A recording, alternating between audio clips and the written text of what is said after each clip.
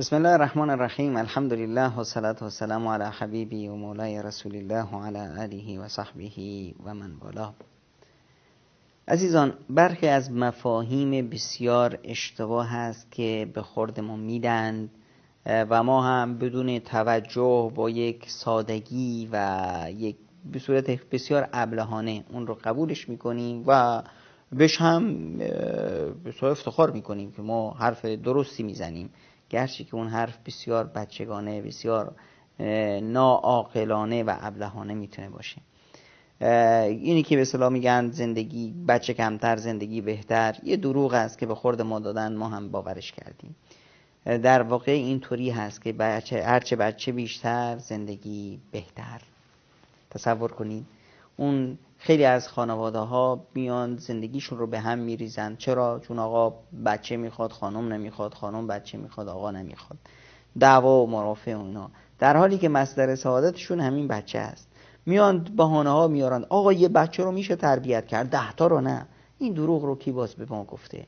عزیز من، وقتی شما یه بچه رو تربیت میکنید، شما 2 نفرید، یه بچه رو میخواید تربیت کنید، براتون خیلی زحمت داره، چون که شما از یه نسل هستید، بچه‌تون یه نسل دیگه. تربیت بچه اول بله خیلی سخته. بچه دوم که میاد 50% مسئله حل است. شما زحمت اول رو کشیدید، با بچه اول کار کردید، الان 50% تربیت با شما دوتاست، پدر و مادر. 50% تربیت رو برادر یا خواهر بزرگتر داره انجام میده، اونی که شما ساختیدش.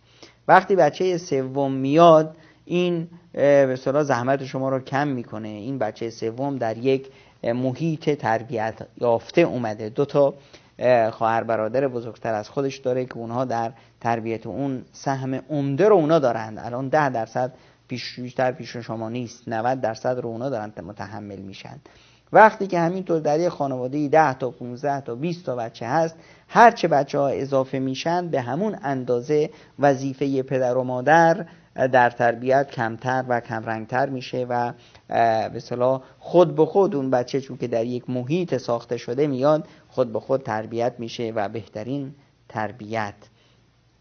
پس این قضیه تربیت هرچی بچه بیشتر باشه تربیتش آسون تره و به اصطلاح تعلیمش آسون تره و به اصطلاح هوش و ذکاوتشون بهتر رشد میکنه و از نظر جسمی، روحی، روانی بهتر و پویاتر میشن.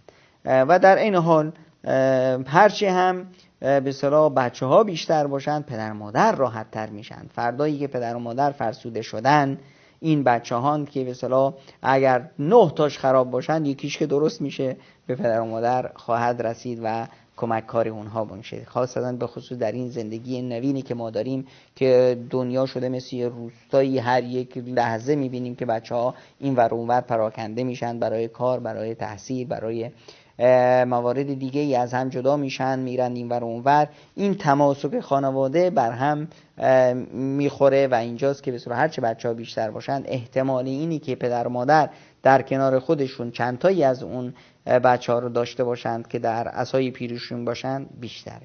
در این حال در این زندگی مرکبی که ما داریم در این روزگار، هر چه بچه ها بیشتر باشن، یعنی چی؟ یعنی خواهر برادرها بیشتر باشن، میتونن به داد همدیگه برسن، در مشکلات همدیگر رو به اصطلاح برداشت کنن. تصور کنید که یه خانواده 3 تا فرزند داره، یکیشون افتاد، 2 تای دیگه خیلی براشون مشکله که یکی رو جمع کنن. اما اگر تو همین خانواده 10 تا 15 تا بچه باشه، 5 تاش هم بیفتن، بقیه میتونن به راحتی اونها رو جمع کنند و فشاری روی اونها نیست. هرچه هم اینا بیشتر باشند، یک قوت، یک قدرتی رو به اصطلاح به وجود میارن، یک اعتماد به نفسی به اونها الهام میشه، خود به خود درشون به وجود میاد که اونها میبینیم موفق تر هستن. ببینید در هر خانواده‌ای که 10 تا 15 تا بچه هست، همشون موفق هستن. برای چی؟ برای اینکه وقتی که به اصطلاح یکیشون میخواد یک کاری رو بکنه، یک پروسه‌ای رو بکنه، حد اکثر حالت شکستی که تصور میکنه، میبینه که من شکست میخورم، برمیگردم به چی؟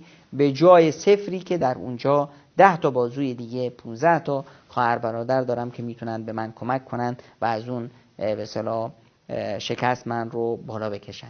به همین صورت در حالی که مثلا در خانواده‌ای که تعداد فرزندان کم هست اونجا اعتماد به نفس فرزندان، ترس و واهمه از ساختن آینده، ترس و واهمه از شکست درشون زیاد میشه و چون این ترس و واهمه شکست بر اونها غالب میشه توانمندی های اونها افت میکنه و خواه‌ناخواه شکست میخورن. پس هرچه بچه بیشتر باشه زندگی آسان‌تر هست. واسه همینه که پیامبر اکرم صلی الله علیه و سلم به ما توصیه کردن تزوجوا الودود الولود، ازدواج کنید همیشه با خانم مهربونه که به اصطلاح بچه زیاد میاره. ببینید در هر خانواده‌ای که بچه زیاد هست، مادرهایی که زیاد فرزند آوردن، پس این دخترها غالباً اینه که به اصطلاح هم مثل مادرشون زیاد میتونن بچه بیارن. از این خانواده‌ها ازدواج کنید.